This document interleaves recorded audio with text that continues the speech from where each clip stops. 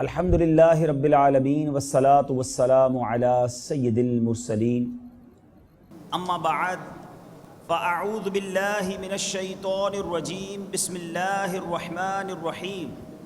پڑھیے الصلاة والسلام علیک یا رسول اللہ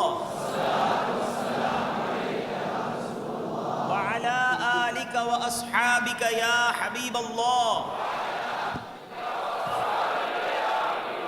الصلاة والسلام علیک یا نبی اللہ وعلی آلک واصحابک یا نور اللہ. نویت سنت الاعتکاف. میٹھے میٹھے اور پیارے پیارے اسلامی بھائیوں اور مدنی چینل کے ناظرین، آج جس موضوع پر مدنی پھول میں نے پیش کرنے ہیں، سفر حرمین کی چند مفید احتیاطیں.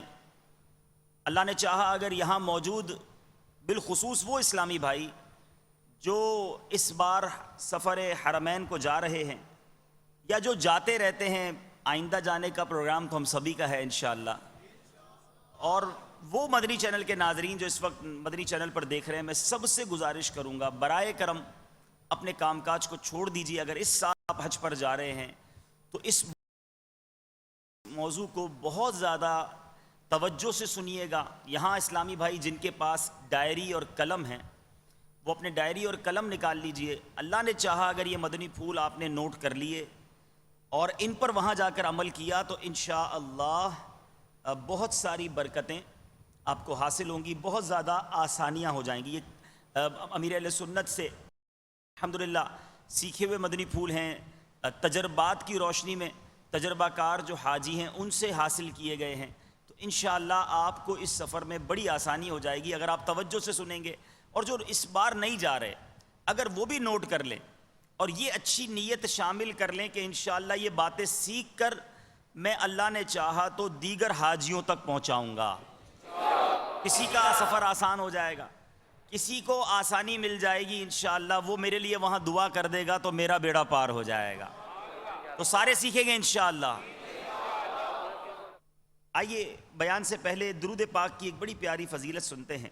سرکار دو عالم صلی اللہ تعالی علیہ وسلم کا فرمان عالی شان ہے، من صلی علیہ صلاۃ واحدا صلی اللہ علیہ عشرا. جس نے مجھ پر ایک مرتبہ درود پڑھا اللہ عز و جل اس پر 10 رحمتیں نازل فرمائے گا. پھر آگے فرمایا من صلی علیہ عشرا صلی اللہ علیہ مئتا. جس نے مجھ پر 10 مرتبہ درود بھیجا اللہ عز و جل اس پر 100 مرتبہ رحمت نازل فرمائے گا. پھر فرمایا ومن صلی علیہ مئتا صلی اللہ علیہ الفا. جس نے مجھ پر 100 مرتبہ درود بھیجا اللہ عز و جل اس پر 1000 مرتبہ رحمت نازل فرمائے گا. پھر کیا فرمایا ومن صلی علیہ الفا. جس نے مجھ پر 1000 مرتبہ درود بھیجا جنت کے دروازے پر اس کا کاندھا میرے کاندھے سے چھو جائے گا. ہم مسجدوں میں یہ اعلان سنتے ہیں کہ صفیں درست کر لیں، کاندھے سے کاندھا ملا لیں. ذرا غور کیجئے، جنت میں داخلے کے وقت ایک عاشق رسول، ایک غلام رسول کی تو تمنا یہ ہے کہ آقا کے پیچھے پیچھے بلا حساب جنت میں داخلہ مل جائے. مگر خوش نصیبی کی انتہا دیکھو، نبی پاک فرما رہے ہیں جنت میں ایسے میرے ساتھ جائے گا کہ اس کا کاندھا میرے کاندھے سے چھو رہا ہوگا. اے خوش نصیب حاجیوں، اے حرمین طیبین کی تمنا دل میں رکھنے والو، 1000 مرتبہ درود پڑھنے میں بہت وقت نہیں لگتا. اگر اپنے روزانہ کے معمولات کو دیکھیں تو ہم میں سے کئی لوگ وہ ہیں جو روزانہ بہت سارا وقت بس میں، گاڑی میں، اسکوٹر پر یا پیدل چلتے ہوئے گزارتے ہیں. کہیں نہ کہیں جانا ہوتا ہے، نوکری پہ جانا ہوتا ہے، کام پہ جانا ہوتا ہے، مسجد میں جانا ہوتا ہے. یہ سفر جو ہمارا ہے اگر اسی سفر کو ہم درود پاک پڑھنے میں صرف کر لیں تو 1000 مرتبہ درود پاک کوئی معاملہ نہیں. روزانہ آدھا پونا گھنٹہ کسی ایک اسلامی بھائی کو کسی نہ کسی طرح سفر کرنے میں اس کا وقت گزرتا ہے. اب بدقسمتی یہ کہ سفر کے دوران بھی گاڑی چلاتے ہوئے، بائک چلاتے ہوئے، یہاں تک کہ پیدل چلتے ہوئے لوگوں نے وہاں بھی گناہ کا انتظام کیا کہ گاڑی میں گانے سنتے ہیں، بس میں گانے لگا لیے، پیدل چل رہے ہیں تو واک مین لگا کے جناب گانے سن رہے ہیں. اگر یہی وقت درود پاک میں ذکر اللہ میں صرف کیا جاتا.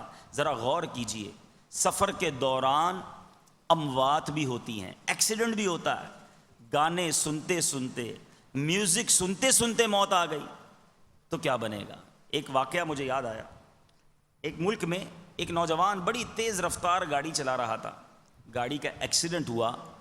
گاڑی اس طرح تباہ ہو گئی کہ اس نوجوان کی لاش کو گاڑی کو کاٹ کر نکالنا پڑا.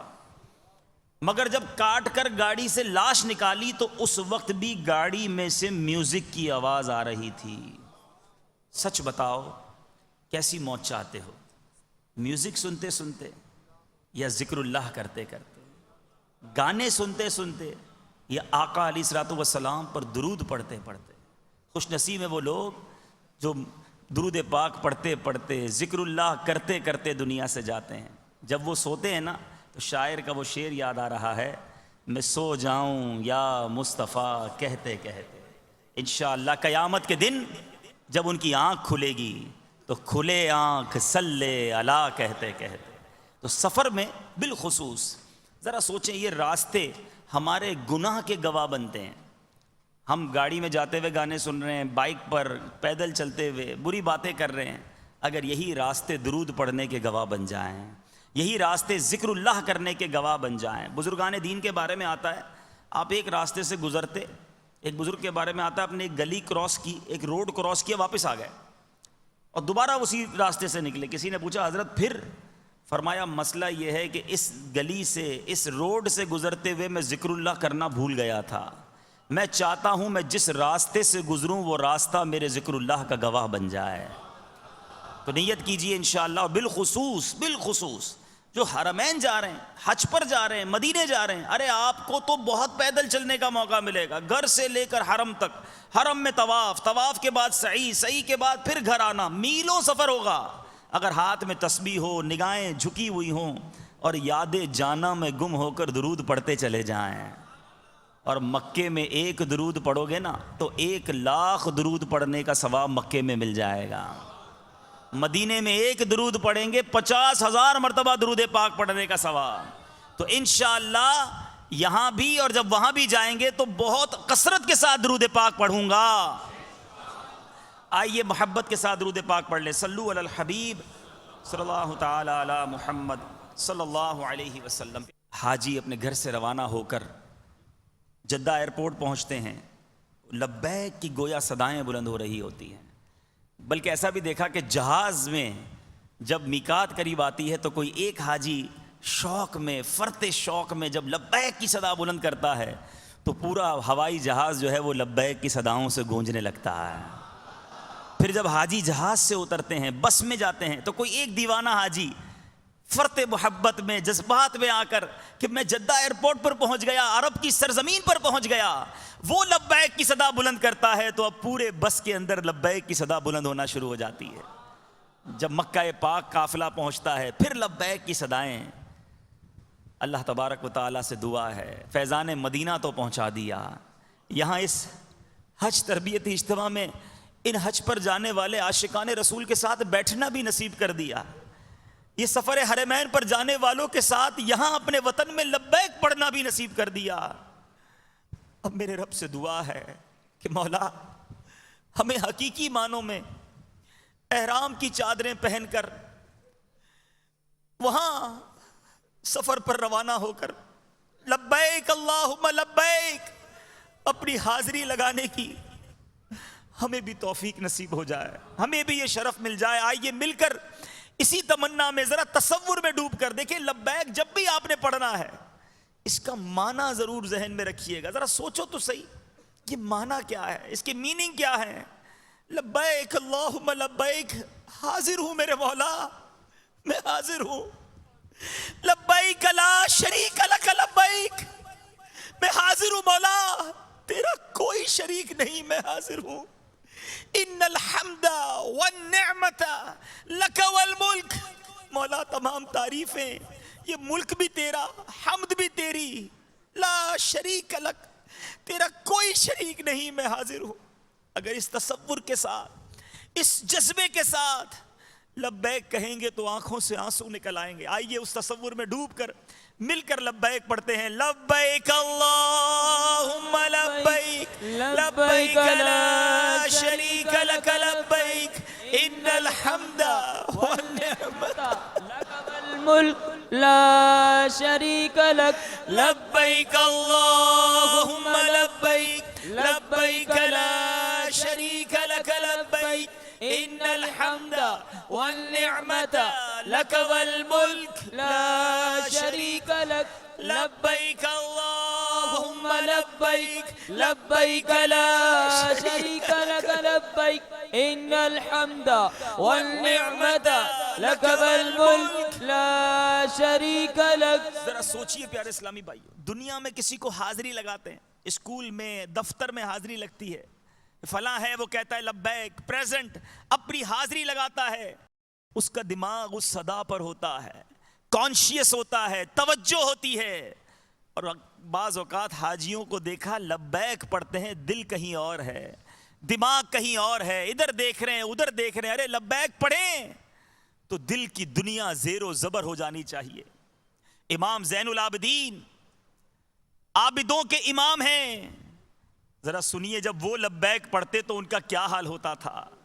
امام زین العابدین کے بارے میں آتا ہے کہ آپ جب بھی لبیک پڑھتے، بلکہ جب آپ نے عزم حج کیا، احرام باندھا، تو چہرہ مبارکہ زرد ہو گیا، لبیک نہ کہا. لوگوں نے عرض کیا آپ لبیک نہیں پڑھتے؟ فرماتے ہیں مجھے ڈر ہے جواب میں لا لبیک نہ کہہ دیا جائے. عرض کی احرام باندھ کر لبیک کہنا ضروری ہے. آپ نے لبیک پڑھی تو بے ہوش ہو کر گر پڑے، اور اختتام حج تک یہی صورت رہی. امام زین العابدین جب بھی لبیک کہتے بے ہوش ہو جاتے. اللہ تعالی ہمیں رقت قلبی کے ساتھ لبیک کہنے کی توفیق عطا فرمائے. اے میرے پیارے اور محترم اسلامی بھائیوں اور مدری چینل کے ناظرین، دیکھیں یہ سفر رقتوں کا سفر ہے، یہ سفر آنسوؤں کا سفر ہے. یہ سوچ کر جانا کہ ایک مجرم اپنے رب کے حضور اپنے گناہ بخشوانے جا رہا ہے، ایک مجرم مغفرت لینے جا رہا ہے. دیکھو جب کوئی مجرم بادشاہ کے دربار میں جاتا ہے نا، اس کے نخرے نہیں ہوتے کہ میرے کھانے کا کیا ہوگا، میرے آرام کا کیا ہوگا، مجھے بستر کہاں ملے گا.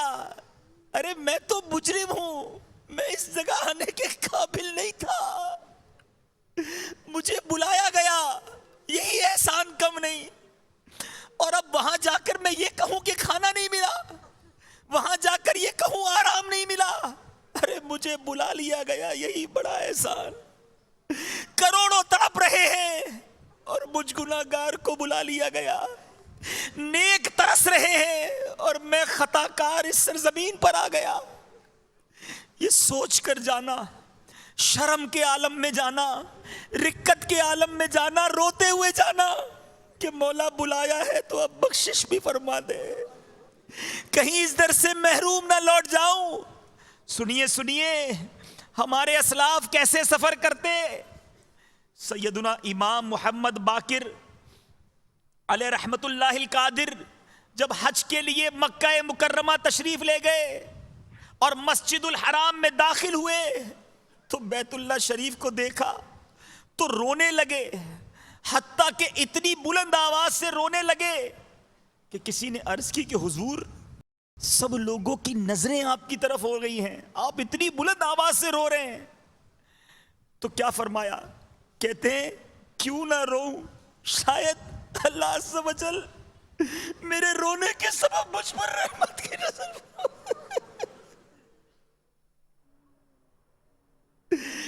شاید اللہ عز و جل میرے رونے کے سبب مجھ پر رحمت کی نظر فرما دے اور میں بروز قیامت اس کی بارگاہ میں کامیاب ہو جاؤں.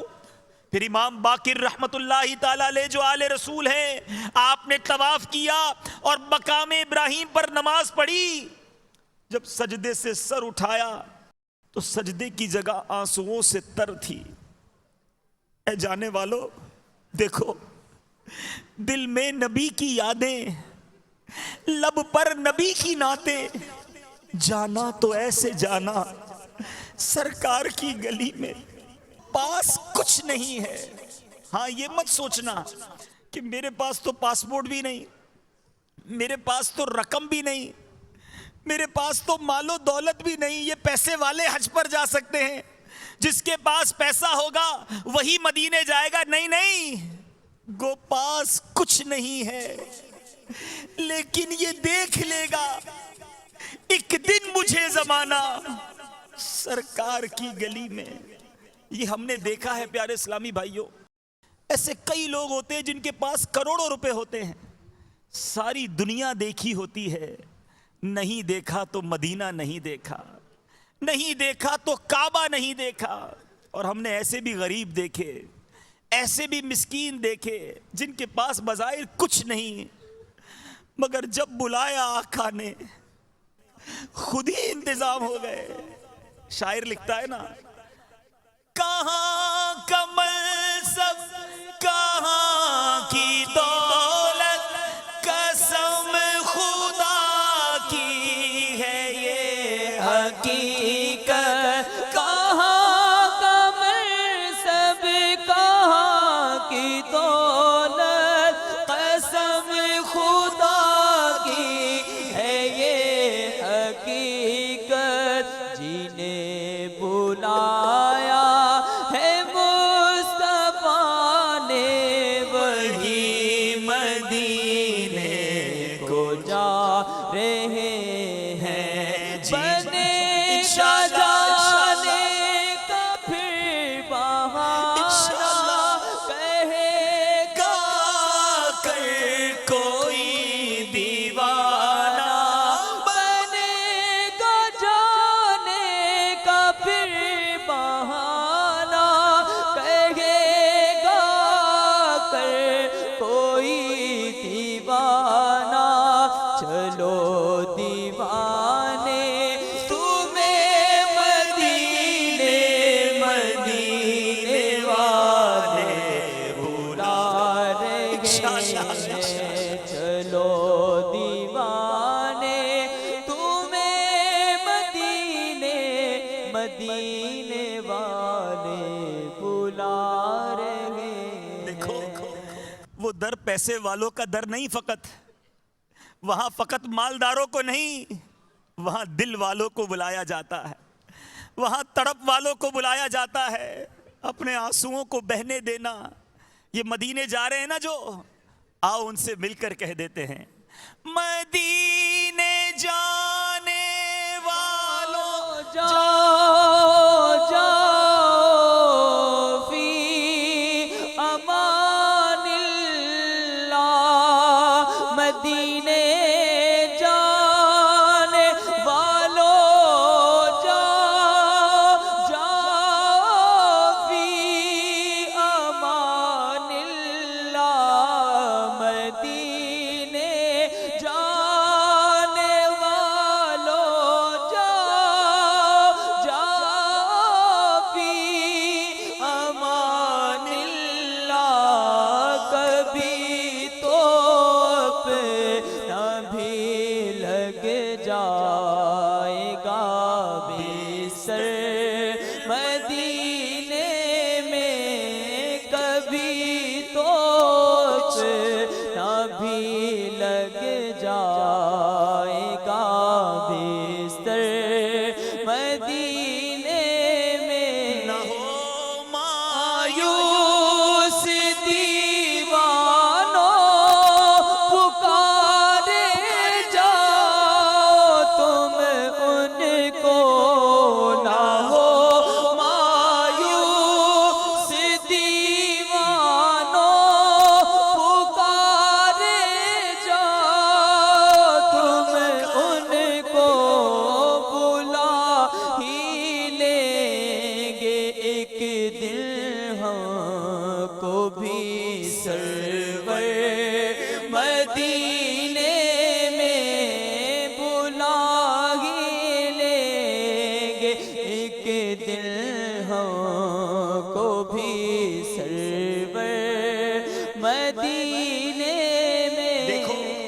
तड़प सच्ची हो ना तो कैसे बुलावा आता है। आओ मैं आपको सुनाता हूँ। मेरे शेख तरीक़त अमीर अहले सुन्नत ने बड़ा ही प्यारा वाक़या अपनी बड़ी प्यारी किताब आशिकाने रसूल की 130 हिकायात में कितने खूबसूरत अंदाज में तहरीर फरमाया है। अमीर अहले सुन्नत फरमाते हैं ये वाक़या मुझे किसी ने काफ़ी अरसा कबल सुनाया था। अपनी याददाश्त के मुताबिक अपने अल्फाज में बयान करने की सही करता हूँ। पापा फरमाते हैं हाजियों का एक काफ़िला मदीनतुल औलिया मुल्तान शरीफ से मदीनतुल मुस्तफ़ा सल्लल्लाहु तआला अलैहि वसल्लम चला। उसमें एक मदीने का दीवाना भी शामिल था। हज्जे बैतुल्लाह और हाज़री मदीना मुनव्वरा से फरागत के बाद जब वो काफ़िला मुल्तान शरीफ वापस पहुंच गया, एक हाजी ने एक दीवाने को मजाक के तौर पर छेड़ते हुए कहा कि क्या तुझे बारगाह रिसालत से कोई सनद भी मिली, कोई सर्टिफिकेट मिला? वो बोला नहीं। दूसरे हाजी ने जो मजाक कर रहा था अपने हाथ से लिखा हुआ एक चिट्ठी जो है उस दीवाने को दिखाते हुए कहा देखो मुझे रोज़ा अनवर से ये सनद मिली है। चिट्ठी पे लिखा था तेरी मगफिरत कर दी गई। ये मजाक था मगर वो दीवाना था। जब उसने ये देखा तो बेकरार हो गया। उसने रोना मचा दिया, कहने लगा आका उसको आपने मगफिरत की चिट्ठी दे दी, मैं महरूम रह गया। मैं फिर मदीना मुनव्वरा जाऊंगा, अपने आका से मगफिरत की सनद लूंगा। अब हज का सफर खत्म हो चुका, अब ना सफर के लिए तैयारे मौजूद, ना वीजा मौजूद, ना रकम मौजूद, मगर आंखों में आंसू थे, दिल में तड़प थी। ये दीवाना इसी तड़प में चलने लगा, गिरता पड़ता एक रोड पर पहुंचा। एक बस सामने आकर रुकी। कंडक्टर आवाज लगा रहा है 3 रुपए मदीना, 3 रुपए मदीना। मदीनतुल औलिया मुल्तान का वो दीवाना ये नहीं सोचता कि अरे बस मदीने कब जाती है, 3 रुपए में मदीने कैसे पहुंचूंगा। बस एक ही लगन थी, नबी पाक सल्लल्लाहु ताला अलैहि वसल्लम के दरबार में जाना है, आका से मगफिरत की चिट्ठी लेनी है। वो दीवाना ज़ारो कितार रोता हुआ उस बस में सवार हो गया। थोड़ी देर के बाद कंडक्टर आवाज लगाता है मदीना आ गया, ये देखो मदीना आ गया। वो बस से उतरा। दीवाने ने क्या देखा कि सचमुच मदीने में मौजूद है और सब्ज गुंबद अपने जलवे लुटा रहा है। अब ये दीवाना सुनहरी जालियों के रूबरू खड़ा हो गया। आका से अर्ज करने लगा या रसूल अल्लाह आपने अब मेरे दोस्त को तो मगफिरत की बिशारत दी, मुझे मदीने भी बुलाया, मुझे वो चिट्ठी ना दी। अब ये गिड़गिड़ा रहा है, ये तड़प रहा है। इसी देर में इसी इसना में एक चिट्ठी आकर उसके सीने पर गिरी जिस पर लिखा था तेरी मगफिरत कर दी गई। अब ये दीवाना देखो, ये दीवाने जो है ना ये नंबर ले जाते हैं, अक्लमंदा एवं उम्रा गालियां इश्क दे चले नंबर ले गए। मेरे प्यारे इस्लामी भाइयों, वो आशिक रसूल, वो दीवाना फिर खुशी खुशी बाहर आया। ये ना सोचा अपने वतन कैसे जाऊंगा। मदीना मुनव्वरा में एक और बस आकर रुकती है और वो ऐलान करता है कंडक्टर 3 रुपए मुल्तान, 3 रुपए मुल्तान। वो दीवाना उस बस में बैठा, वापस मुल्तान पहुंचा, अपने दोस्त के पास गया, जाकर कहता है देखो देखो मैं मदीने से अपने आका से चिट्ठी ले आया हूं। अब जिसने मजाक किया था वो ज़ारो कितार रोने लगा, वो तौबा करने लगा, दीवाने से माफी मांगी, मैंने तो मजाक किया था मगर तुम पर करम हो गया। ये बड़े करम के हैं फैसले, ये बड़े नसीब की बात है। अब वो दीवाना खुशी खुशी वो पर्ची अपने साथ लिए हुए और जिसने हाजी के साथ मजाक किया था अब उसने तौबा की और ये नीयत की कि अब हर साल मदीने हज पर जाऊंगा, हज पर भी जाऊंगा, मदीना मुनव्वरा जाऊंगा और जब तक अपने आका से वो चिट्ठी नहीं मिलेगी हर साल जाकर खैरात मांगता रहूंगा। अमीर अहले सुन्नत फरमाते हैं कि वो हाजी हर साल जब तक ये तहरीर लिखी आखिरी मालूमात तक मदीने हाज़री दे रहा है कि उस पर करम हो जाए, मगर जिस दीवाने को चिट्ठी मिली वो चंद दिनों बाद ही दुनिया से चला गया। मगफिरत की बशारत मिल गई है। آقا نے اپنا بنا لیا. یہ ہیں کرم کے فیصلے. میں غریب ہوں, میں مسکین ہوں, میرے پاس اگر زیادہ سفر نہیں, میں کبھی کبھی اگر یہ سوچتا ہوں کہ شاید سالوں پیسے جمع کروں گا تو بھی کب مدینہ دیکھ پاؤں گا. کیا مدینہ دیکھے بغیر دنیا سے چلا جاؤں گا؟ کیا فقط تصویروں ہی میں کعبہ کو دیکھوں گا؟ کیا کبھی اپنی آنکھوں سے کعبہ نہ دیکھ سکوں گا؟ دیکھو, ایسا دل میں خیال نہ آنے دینا. تڑپ سچی ہوئی نا تو میرا رب کرم فرمائے گا, مجھے بھی اپنے در بلائے گا, مجھے بھی حج کی سعادت ملے گی, مجھے بھی مدینے بلایا جائے گا. آئیے ہم مل کر عرض کر دیتے نا, وہاں سے کام بنیں گے تو سارے کام بن جائیں گے. پلے زر نہیں رکھتے سفر سرور نہیں, پلے زر نہیں رکھتے سفر سرور نہیں. تو بلا لو, تو بلانے پر ہو قادر یا نبی. تو بلا لو, تو بلانے پر ہو قادر یا نبی. کر لیں گے جانے والوں کس طرح تسکین دوں گا میں دل غمگین کو, کس طرح تسکین دوں گا میں دل غمگین کو.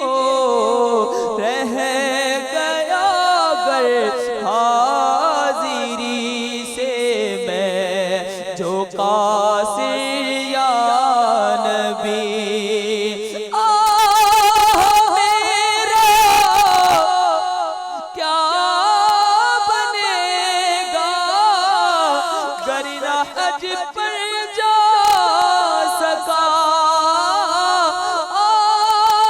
میرا کیا بنے گا گر نہ حج پر جا سکا. ہو کرم عطار پر بہرے رضا پھر یا نبی. کرم بدکار پر بہرے رضا پھر یا نبی. ہو کرم بدکار پر بہرے رضا پھر یا نبی. یہی آنسو کام آئیں گے, یہی تڑپ انشاءاللہ بلاوے کا سبب بنے. دیکھو تڑپتے رہنا, مدینے کی یاد میں مچلتے رہنا, یہ تڑپ کم نہ ہو جائے اس کا خیال رکھنا. کہیں دنیا کی محبت دل پر غالب نہ آ جائے یہ خیال رکھنا. وہ آنکھ بیکار ہے جو مکہ پاک اور مدینہ طیبہ دیکھنے کو نہ ترستی ہو. وہ دل ویران ہے جس دل میں یاد مکہ اور یاد مدینہ نہ ہو. اللہ تعالیٰ اسی طرح ہمیں یاد حرمین, یاد مصطفیٰ صلی اللہ تعالیٰ علیہ وسلم میں تڑپتا رکھے, رونے والی آنکھیں عطا فرمائے, اخلاص کے ساتھ تڑپنا نصیب فرمائے. تڑپنے کا کرینہ دو مجھے, دو چاک سینہ آمین آمین. تڑپنے کا کرینہ دو مجھے, دو چاک سینہ دو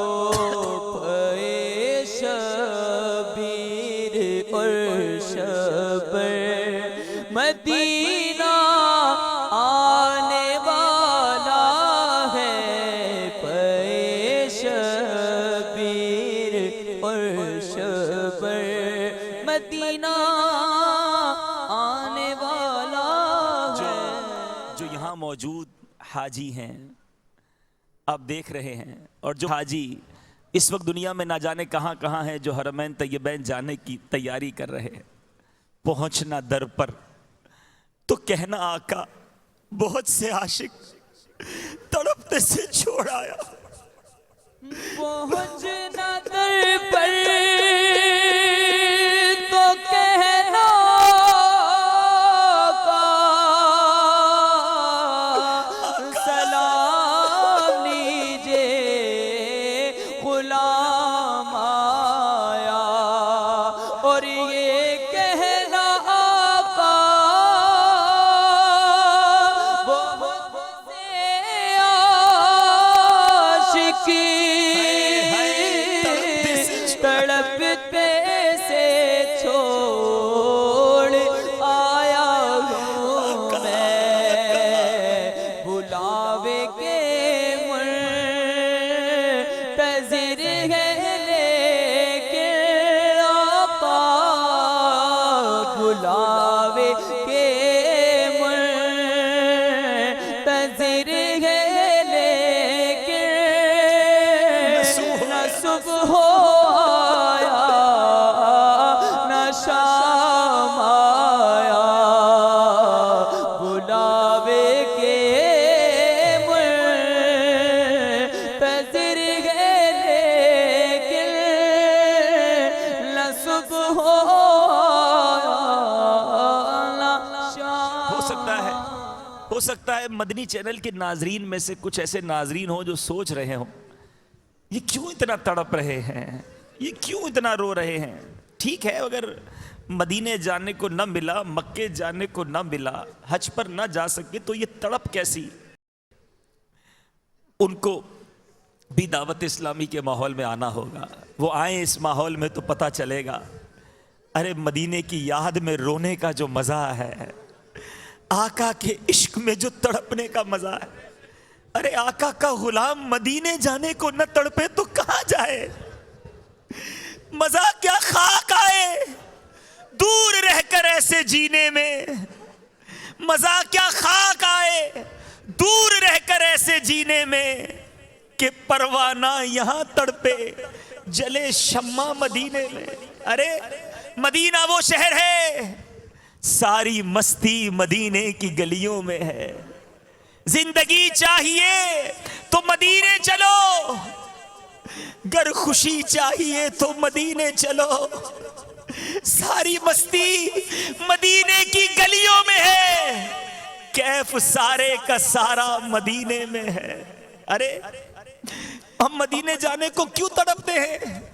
مدینہ اس لیے عطار جانو دل سے ہے پیارا کہ رہتے ہیں میرے آقا میرے سرور مدینے میں۔ جانتے ہو مدینہ ہے کیوں دل پسند، جانتے ہو مدینہ ہے کیوں دل پسند، کہ دونوں عالم کا دل پر مدینے میں ہے، دونوں عالم کا دل پر مدینے میں ہے، سارے نبیوں کا سرور مدینے میں ہے، اور سارے دیوان بے تاب ہیں اس لیے،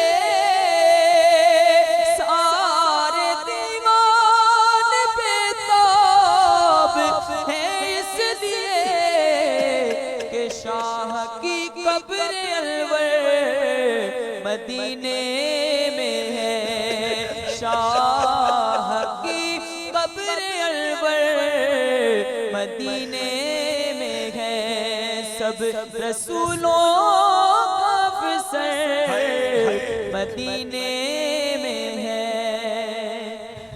اللہ تعالی ہمیں ساری زندگی بس یاد مدینہ میں گم رکھے، عشق رسول میں آنسو بہتے رہے۔ مدینے کی کیا بات ہے، ذرا سوچو، جس مدینے کے ذکر میں اتنا لطف ہے، جس مکہ پاک کے تذکرے میں ایسی چاشنی ہے، اس مبارک سفر پر جائیں گے، جب کعبے کو دیکھیں گے، جب آقا کے پرنور روزے کا دیدار کریں گے تو دل کی کیفیت کیا ہوگی؟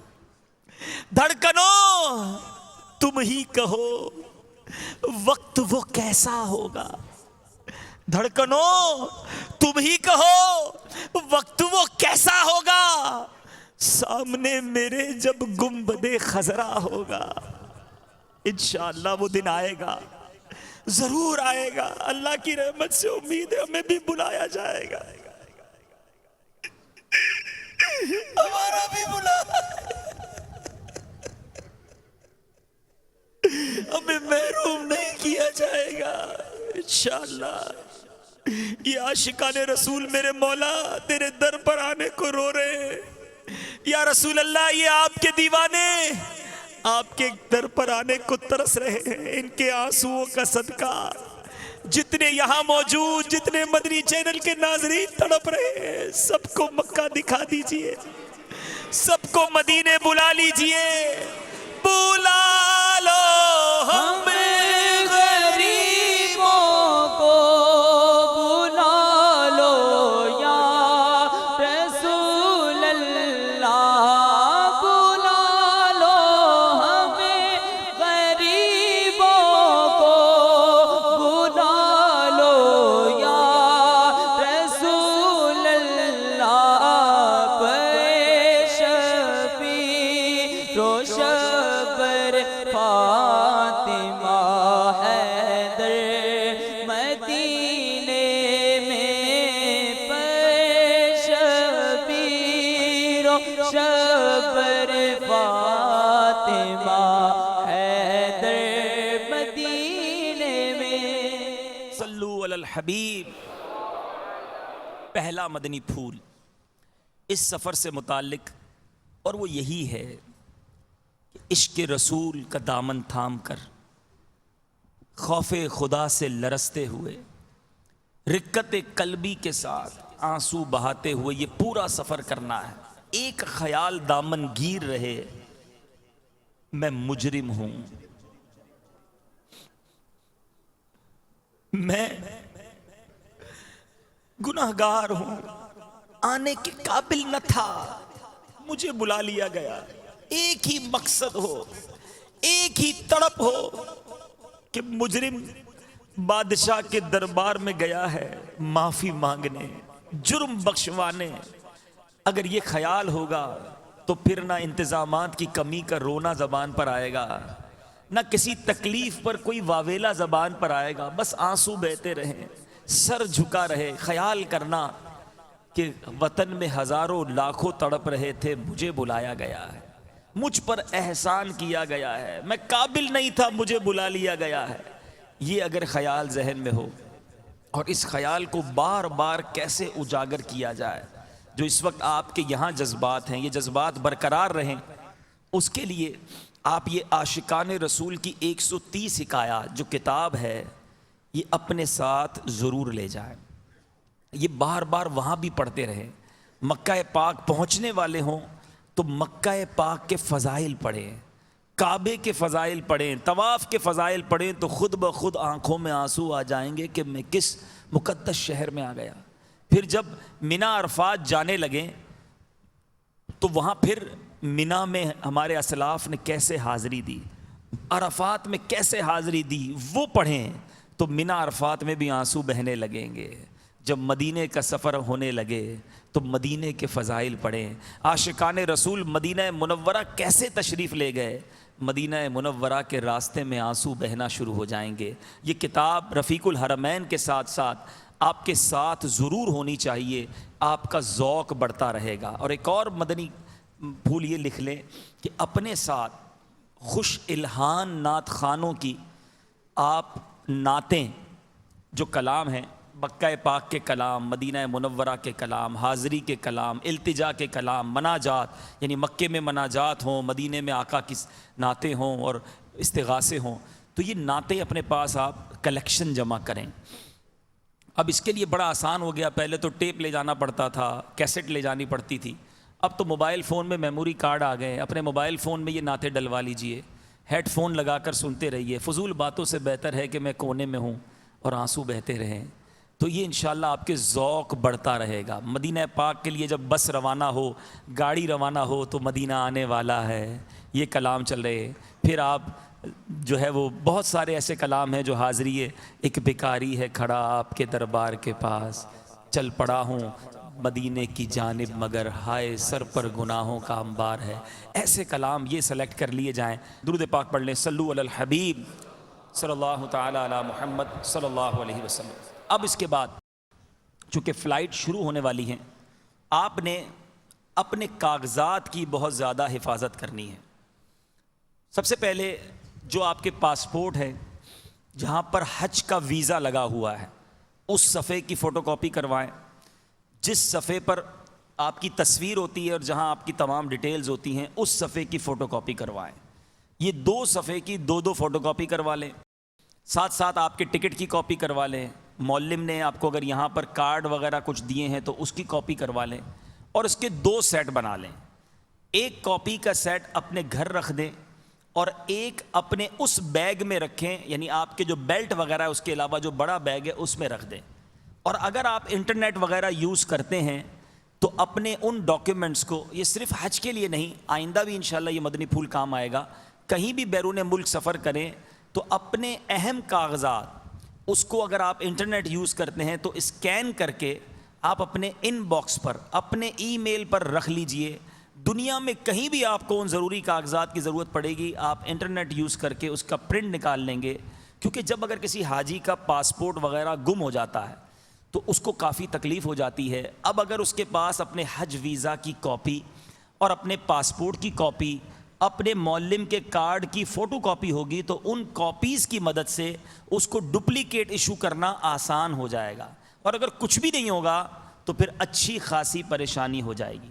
تو ایک جو وطن میں چھوڑنا ہے یہ اس لیے ہے کہ اگر بالفرض دوسری کاپی بھی آپ سے وہاں گم ہو گئی، اب آپ اگر وہاں پریشان ہیں تو اپنے وطن میں کسی سمجھدار اسلامی بھائی کو، رشتہ دار کو دے جائیں، اس کو فون کریں گے کہ بھائی مجھے یہ کاپیز آپ فلاں جگہ پر ای میل کر دیں یا فیکس کر دیں، تو وہ کاپی آپ کو مل جائیں گی۔ تو یہ چند احتیاطیں آپ کے کاغذات سے متعلق ہیں، اسے نوٹ کر لیجئے۔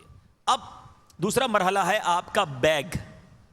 یاد رکھیں سفر حج میں بیگ جو ہے وہ سب سے زیادہ اہمیت، یوں سمجھ لیے اگر اہم ترین چیزیں آپ کی ساتھی بنیں گی تو وہ اس میں ایک بیگ بھی ہوگا جس میں آپ کا سامان ہے۔ اب پرابلم یہ ہے کہ حاجی لاکھوں روپے خرچ کرے گا، بیگ پہ خرچ نہیں کرے گا۔ عموماً لوگ بیگ کسی دوست سے مانگتے ہیں، بیگ دے دو یار، حج کر کے واپس دے جاؤں گا۔ کسی رشتہ دار سے مانگتے ہیں، کوئی پرانا سا بیگ گھر سے نکالتے ہیں۔ چونکہ زیادہ سفر کی عادت نہیں تو اندازہ نہیں کہ اس بیگ کے ساتھ ہونا کیا ہے۔ یاد رکھیں جو بیگ ہے نا وہ آپ کا کم از کم 12 جگہ پر اٹھا کے پھینکا جائے گا۔ یہ آپ ذہن بنا لو کہ کیا یہ والا بیگ جس کو 12 بار اور فل بھرا ہوا ہوگا، کیونکہ آپ نے چھوڑنے کی کوئی جگہ نہیں ہے، یہ بھی ایک پرابلم ہے، یہ بھی نوٹ کر لیں۔ اپنے بیگ کو بہت زیادہ نہ بھریں۔ حاجیوں کو دیکھا کوئی کونا خالی نہیں رہنے دیتے، اتنا بھر دیں گے کہ اب ایک بار کھل گیا تو دوبارہ بھی بند نہیں ہوگا، کیونکہ پہلے تو 4 بندوں نے اس پہ چڑھ کر زپ بند کی تھی۔ ایسا بھی دیکھا کہ زپ بند کروانے کے لیے 2 آدمی ادھر سے چڑھتے ہیں، 2 آدمی ادھر سے دباتے ہیں، پھر زپ بند ہوتی ہے۔ اب ایک بار تو کر لی، اگر کسی ضرورت کے تحت آپ نے کھولی یا کسٹم میں کسی نے کھول دی، اب بند کہاں سے کرو گے؟ تو اتنا زیادہ نہ بھریں بیگ کو کہ وہ سانس پھول جائے اس کی۔ ایک اور بیگ بنا لیں۔ آپ کے پاس عموماً 30 کلو آپ کو لگیج میں یعنی جہاز میں دینے کے لیے اجازت ہوتی ہے، 7-8 کلو آپ اپنے ہاتھ میں بھی اٹھا سکتے ہیں۔ تو اول تو اپنے ساتھ اتنا سامان نہ لے جائیں۔ کچھ حاجیوں کو دیکھا کہ بہت سامان لے کر آتے ہیں، دیکھیں وہاں کلی نہیں ملیں گے آپ کو، اپنا سامان خود اٹھانا پڑے گا کئی جگہوں پر، اور اٹھانے کی ہمت بھی نہیں ہوگی۔ تو اتنا سامان نہ لے جائیں، چند جوڑے کپڑے کے لے جائیں، وہ کپڑے دھوئے جا سکتے ہیں۔ موسم معتدل ہوگا، آپ کو جیکٹ سویٹر لے جانے کی بھی ضرورت نہیں ہے، تو چادر 1-2 ہو جائیں، کچھ جوڑے ہو جائیں، اپنی ضرورت کی کچھ دوائیں ہو جائیں، کچھ ضروری سامان جو ہے وہ لے جائیں، بہت زیادہ سامان نہ لے جائیں، سنبھالنا مشکل ہو جائے گا۔ تو بیگ ایک تو بہت زیادہ بھرتے ہیں، پھر اب ذرا سوچیں کہ اسی بیگ کو اٹھا کر اگر 12 بار پھینکا جائے تو کہیں اس بیگ کے چیتھڑے تو نہیں اڑ جائیں گے، اور اگر وہ بیگ شہید ہو گیا تو آپ پورے سفر میں تکلیف میں رہیں گے، ورنہ وہاں پھر ریالوں کے اندر وہ بیگ خریدنا پڑے گا. تو بہتر یہ ہے کہ بیگ پر تھوڑا خرچ کر لیں، اچھی کوالٹی کا ٹرالی بیگ لیں جو ساتھ چلتا ہے. ٹرالی بیگ ہوتا ہے، ہینڈل بھی ہوتا ہے، اس میں ٹائر بھی ہوتے ہیں. یہ دیکھیے بیگ شاید دکھائے جا رہے ہیں، جی اسکرین پر دکھائے جا رہے ہیں، جو اسکرین دیکھ رہے ہیں یہ اس طرح کے جو ٹرالی بیگ ہوتے ہیں. اب یہ کئی قسم کے ٹرالی بیگ دکھائے جا رہے ہیں، لیکن اس ٹرالی بیگ کو میں بھی دیکھنا پڑے گا اچھی کوالٹی کے مضبوط بیگ لیں، تاکہ اگر اس کو 12 بار پھینکا جائے تو کہیں ہینڈل الگ ہو جائے، ٹائر الگ نہ ہو جائیں. تو مضبوط بیگ ہوگا انشاءاللہ تو یہ آپ کا اچھا ہم سفر بن جائے گا. پھر باری آتی ہے احرام خریدنے کی. اب لکھ لیجئے احرام. احرام کے اندر آپ نے یہ کرنا ہوگا کہ پہلے تو احرام لیتے ہی وہیں پہن کر، احرام والے سے کہیں میں نے پہن کر چیک کرنا ہے، اس کو پہن کر دیکھیں کہ وہ آپ کو فٹ بھی آتا ہے کہ نہیں. کچھ حاجیوں کا قد لمبا ہوتا ہے، احرام ان کو چھوٹا ہو رہا ہوتا ہے. کچھ حاجیوں کا قد چھوٹا ہوتا ہے، احرام ان کو بڑا ہو رہا ہوتا ہے. کچھ حاجی بڑے صحت مند ہوتے ہیں، احرام پورا ہی نہیں آتا ان کو. تو آپ اپنی صحت، اپنے قد کے مطابق احرام خریدیں، اس کو پہنیں، وہیں کہہ دیں کہ یار یہ چھوٹا ہے بڑا دے دو، کوئی مسئلہ نہیں. یہاں خرید لیں. حاجیوں کے لیے مسئلہ یہ کہ کئی حاجی جس دن ایئرپورٹ جانا ہے، بلکہ کچھ تو ایئرپورٹ ہی پر تھیلی کھولتے ہیں احرام کی، اس سے پہلے دیکھا بھی نہیں احرام. اب جب وہاں تھیلی کھولی تو پتہ چلا احرام چھوٹا ہے، وہاں تھیلی کھولی تو احرام پتلا ہے، وہاں تھیلی کھولی تو پھٹا ہوا ہے. اب کیا کرے؟ اب بیچارہ وہی پہن کے چلا جاتا ہے. تو احرام کھول کے وہیں اچھی طرح چیک کریں اور تھوڑا بڑا احرام لیں. خاص طور پہ اوپر کی جو چادر ہے اپنے یہاں سے گھما کر سیدھے ہاتھ پہ واپس اس کا ایک جو سرا ہے وہ آ جائے، تاکہ آپ سکون سے نماز وغیرہ پڑھنے میں آپ کو آسانی رہے. تو تھوڑا بڑا احرام لیں. اور یہ بڑا پیارا مدنی پھول ہے امیر اہل سنت کا. تجربے سے بھی دیکھا کہ نیچے کاٹن ہو، لٹھا ہو، اوپر تولیہ ہو. اس سے فائدہ یہ ہوتا ہے کہ جو نیچے گرمی نہیں لگے گی، آپ ایزیلی فیل کریں گے، اور اوپر چونکہ بار بار وہ سلپ نہیں ہوگا اگر آپ تولیے کا احرام رکھیں گے. اور اگر نیچے بھی تولیہ باندھیں گے تو بہت آپ کو گرمی بھی محسوس ہوگی اور چلنا بھی تھوڑا سا دشوار ہو جائے گا، موٹا موٹا سا ہو جائے گا. تو نیچے لٹھا، اوپر تولیہ. تو اس کا طریقہ یہ کہ آپ 2 احرام لے لیں، ایک لٹھے کا لے لیں، ایک تولیے کا لے لیں. تو آپ کے پاس 2 جوڑی بن جائے گی. ایک یہاں سے جاتے وقت پہن لیجئے گا، ایک انشاءاللہ جب حج کے لیے احرام باندھیں گے وہ پہن لیجئے گا. تو یہ آپ کے لیے آسانی ہو جائے گی. مزید یہ کہ کاٹن جو ہے، نیچے جو پہننے والی کاٹن ہے، لٹھا جو ہے تھوڑا سا موٹا لیجئے تاکہ احرام پہنے تو جسم نہ چھلکے. اور ایک اور کام یہ کیجئے کہ احرام لے کر آپ احرام کو گھر میں بھگو دیجئے. سکھانے کے بعد اب اگر آپ احرام پہنیں گے تو وہ مزید سافٹ ہو گیا ہوگا، آپ کو پہننا آسان ہو جائے گا. احرام حاجی کے لیے وہاں دیکھا بھی سب سے بڑا ٹینشن جو نظر آتا ہے نا، خاص طور پہ شہری حاجیوں کے لیے. یہ ہمارے جو دیہات کے حاجی ہوتے ہیں ان کو تہبند باندھنے کا تجربہ ہوتا ہے. شہری نے آج تک کبھی تہبند نہیں باندھی ہوتی. مرد شہری حاجی ٹینشن میں ہی رہتا ہے، یہ کب اترے گا. اس کا ہر تھوڑی دیر بعد سوال یہ ہوتا ہے یہ کب اترے گا. اچھا عمرے کے بعد اتر جائے گا، حج کے بعد کب اترے گا. اتنا وہ بیچارہ ٹینشن میں ہوتا ہے، اس کو ایک ہی تمنا ہوتی ہے احرام اتر جائے. اور مجھے بتائیے احرام کب پہننے کو ملتا ہے؟ نصیب والوں کو ملتا ہے. بعضوں کو زندگی میں ایک بار ملتا ہے، پھر بھی اس کے اتارنے کی جلدی ہو. احرام سے محبت کیجئے، احرام پہننے کو انجوائے کیجئے، مزہ لیجئے، برکت لیجئے. اب یہ کیسے ہو سکتا ہے؟ احرام فرینڈلی ہو جائیے.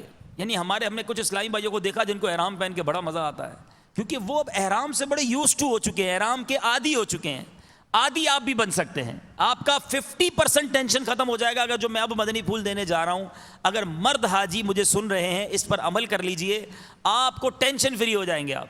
اور وہ یہ ہے کہ پہلے تو احرام باندھنا صحیح سیکھیے. تہبند اگر آپ نے صحیح باندھ لی تو اب کیا ہوگا؟ اب آپ احرام ایک تو باندھنا سیکھ گئے، اس کے بعد آپ احرام پہن کر اپنے وطن میں، اپنے گھر میں احرام پہن کر کچھ دن گزار لیجئے. یعنی رات کو سونے سے پہلے آپ تہبند باندھ لیں. آپ 5-7 راتیں تہبند میں سوئیں.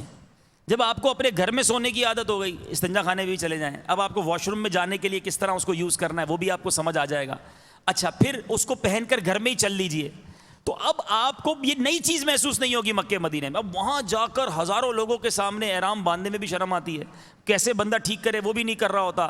عجیب و غریب مخمسے میں آدمی شکار ہوتا ہے کہ یار کوئی کونا تلاش کروں جہاں پہلے تہبند ٹھیک کروں. لیکن جس کو تہبند باندھنا اتنا اچھا آتا ہوگا، جس نے تہبند پہلے ہی وطن میں کئی بار باندھ لی ہوگی، جس نے پہلے ہی 3-4 دن احرام میں گھر میں راتوں میں شام میں گزار لی ہوں گے، اب اس کو مکہ مدینے میں کوئی ٹینشن نہیں ہونی. تو آپ احرام فرینڈلی ہو جائیں. احرام کو اپنے اوپر سوار نہ کر لیں. جس دن احرام میں آپ کو مزہ آنے لگ گیا نا, اب آپ سکون سے طواف کریں گے, اب آپ سکون سے سعی کریں گے, اب آپ سکون سے عبادت کریں گے. کئی حاجیوں کو دیکھا تھکے ہوئے ہیں, یار عمرہ جلدی کرنا ہے, کیوں؟ بس یار یہ احرام اتر جائے. ارے احرام اتارنے کے لیے آپ اپنی عبادتوں کو جلدی جلدی کریں گے. تو احرام سے اپنے آپ کو آشنا کر لیں, احرام فرینڈلی ہو جائیں. وہ حاجی جو یہاں نہیں آئے, پاکستان کے کئی ایئرپورٹس پر, حاجی کیمپس پر, مجلس حج و عمرہ کے کیمپ لگے ہوئے ہوں گے, بستے لگے ہوئے ہوں گے, آپ وہاں چلے جائیں. آپ کو پراپر طریقے سے انشاءاللہ ہمارے اسلامی بھائی احرام باندھنا آپ کے ہاتھوں سے سکھائیں گے. یعنی آپ باندھے وہ چیک کریں گے, آپ مطمئن ہو جائیں, پھر انشاءاللہ اس کو باندھنا شروع کر دیں. احرام میں آپ کو بڑی آسانی ہو جائے گی. صلو علی الحبیب. جی جناب, احرام بھی ہو گیا. اب احرام میں خوشبو لگا سکتے ہیں جب تک آپ نے نیت نہیں کی. لیکن پرابلم یہ ہے, حاجیوں کا مسئلہ یہ ہوتا ہے کہ خوشبو احرام کی نیت سے پہلے تو لگا لی, اب وہی خوشبو انہوں نے اپنے بیلٹ میں رکھ لی یا اپنے ہینڈ بیگ میں رکھ لی, اور احرام میں جرمانے کے سب سے زیادہ مسائل, چاہے وہ صدقہ ہو چاہے وہ دم ہو, وہ خوشبو کی وجہ سے ہوتے ہیں. اچھا, اب حاجی کرتے کیا ہیں کہ بیلٹ میں خوشبو رکھ لی, احرام پہ پہلے خوشبو لگا لی, اب نیت کر لی, اب مکے پہنچ کے کسی کام کے لیے بیلٹ میں ہاتھ ڈالا, اب وہ خوشبو لیک ہو گئی تھی, وہ لگ گئی ہاتھ پہ, یا اس بیگ میں جس بیگ میں خوشبو رکھی تھی اس میں ہاتھ ڈالا, وہاں خوشبو لیک ہو گئی, وہ ہاتھ پہ لگ گئی. تو احرام میں خوشبو لگانے کے بعد اس خوشبو کو 3-4 تھیلیوں میں لپیٹ کر اپنے بڑے بیگ کے اس حصے میں ڈال دیں کہ جہاں اب آپ نے کم از کم عمرہ کرنے سے پہلے ہاتھ نہیں لگانا, ضرورت ہی نہیں ہے. خوشبو سے اپنے آپ کو پراپر آپ نے دور کرنا ہوگا احرام کی حالت میں. اچھا, اب دوسرا مسئلہ حاجی کے لیے جو خاص طور پہ ہمارے شہری حاجیوں کے لیے ہو جاتا ہے, وہ ہے پیدل چلنا. کئی حاجی پیدل چلنے کے عادی نہیں ہوتے. وطن میں اسکوٹر پہ جانا ہے, جدھر جانا ہے, مسجد بھی جانا ہے تو اسکوٹر پہ جانا ہے, تھوڑا سا دور جانا ہے تو بھی بائک پہ جانا ہے, پیدل نہیں چلنا, اور وہاں چلنا ہی پیدل ہے. تو اب ان کے لیے پرابلم یہ ہو جاتا ہے کہ پیروں میں چھالے پڑ جاتے ہیں, رانوں میں جو ہے ان کو ریشز پڑ جاتے ہیں, خراشیں پڑ جاتی ہیں, اور وہ بڑی تکلیف میں نظر آتے ہیں. امیر اہل سنت نے بڑا پیارا مدنی پھول دیا کہ آپ کم از کم 1.25 گھنٹہ روزانہ اپنے وطن میں اچھی اچھی نیتوں کے ساتھ پیدل چلنا شروع کر دیں, اور اگر ہاتھ میں تسبیح لے کر 1.25 گھنٹہ چلیں تو شاید 1000 درود پاک بھی آسانی سے ہو جائیں گے, ڈبل فائدہ ہو گیا. اچھا, ایک اور کام اس میں کر لیں, احرام میں آپ سینڈل نہیں پہن سکتے جو پیر کی ہڈی کو چھپا دیں, جوتے نہیں پہن سکتے, اسی طرح آپ احرام میں موزے بھی نہیں پہن سکتے. احرام میں فقط ہوائی چپل پہنی جا سکتی ہے جس کو ہم 2 پٹی والے چپل کہتے ہیں. تو اب یہ چپل آپ صرف پہن سکیں گے. اس کے علاوہ آپ یہ دیکھ لیں کہ ایسے چپل جو ہڈی کو چھپاتے ہیں, موزے ہیں, جوتے ہیں, یہ نہیں پہن سکتے. صرف 2 پٹی والی چپل جس کو آپ ہوائی چپل کہتے ہیں وہی پہنی جا سکتی ہے. ٹھیک ہے. اب 2 پٹی والے چپل میں بھی کیا مسئلہ ہے یہ بھی سمجھ لیجئے. 2 پٹی والے چپل میں مسئلہ یہ ہے کہ بعض اوقات حاجی کو اندازہ نہیں ہوتا اور وہ سستی سی چپل خرید لیتا ہے, یا سستی خرید لیتا ہے, یا اس کو چپل والا ذرا سا مطلب کمزور چپل دے دیتا ہے.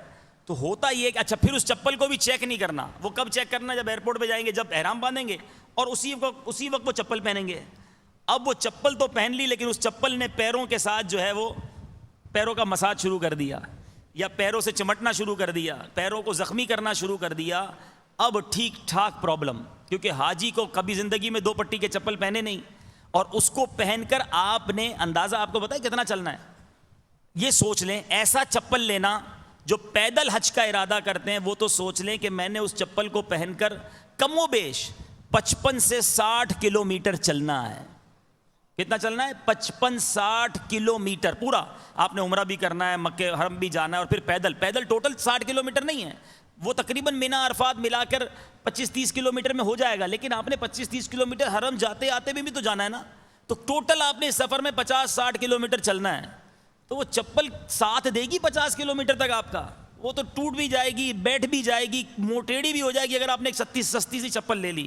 اور جس کی چپل تنگ کرتی ہے نا, میں آپ کو تجربے کی بات بتا رہا ہوں, وہ حاجی بیچارہ, یعنی اگر پہلے ہی 2-4 دن میں آپ کے پیر میں چھالا ہو گیا یا پیر میں زخم ہو گیا, دیکھو سب سے قیمتی چیز جو میں سمجھتا ہوں اس سفر میں, یوں تو سرمایہ عشق ہے, لیکن آپ کی صحت, یعنی آپ کا پیٹ صحیح رہے, آپ کی طبیعت ٹھیک رہے اور آپ کے پیر سلامت رہیں. جس حاجی کے پیر میں پرابلم ہو گئی نا، ہم نے دیکھا وہ بیچارے کا پورا سفر